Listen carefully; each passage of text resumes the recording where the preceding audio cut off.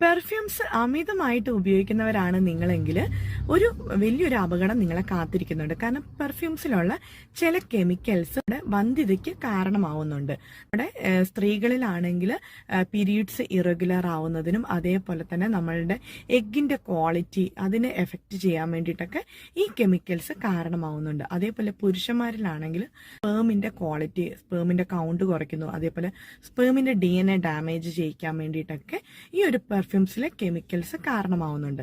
അതേപോലെ ഗർഭകാലത്താണ് നമ്മൾ ഈ പെർഫ്യൂംസ് യൂസ് ചെയ്യുന്നതെങ്കിൽ നമ്മളുടെ ഭ്രൂണത്തിനെയും പ്ലാസന്റ വഴി ഈ പെർഫ്യൂംസിലെ കെമിക്കൽസ് എത്തി ഭ്രൂണത്തിനെ എഫക്റ്റ് ചെയ്യാൻ വേണ്ടിയിട്ടൊക്കെ കാരണമാവുന്നുണ്ട്. അപ്പം നമ്മൾ വളരെ ലിമിറ്റഡ് ആയിട്ട് മാത്രം പെർഫ്യൂംസ് യൂസ് ചെയ്യുക. അതേപോലെ പെർഫ്യൂംസ് യൂസ് ചെയ്യുമ്പോൾ ഡയറക്റ്റ് ആയിട്ട് നമ്മുടെ ബോഡിയിലൊക്കെ അപ്ലൈ ചെയ്യാതിരിക്കുക. അതേപോലെ നമ്മുടെ ഡ്രസ്സിലൊക്കെ ആണെങ്കിൽ പോലും പെട്ടെന്ന് നമ്മളുടെ ബോഡിയിലോട്ട് എഫക്റ്റ് ചെയ്യുന്ന രീതിയിൽ ഉള്ള ഭാഗത്ത് പെർഫ്യൂംസ് യൂസ് ചെയ്യാതിരിക്കുക.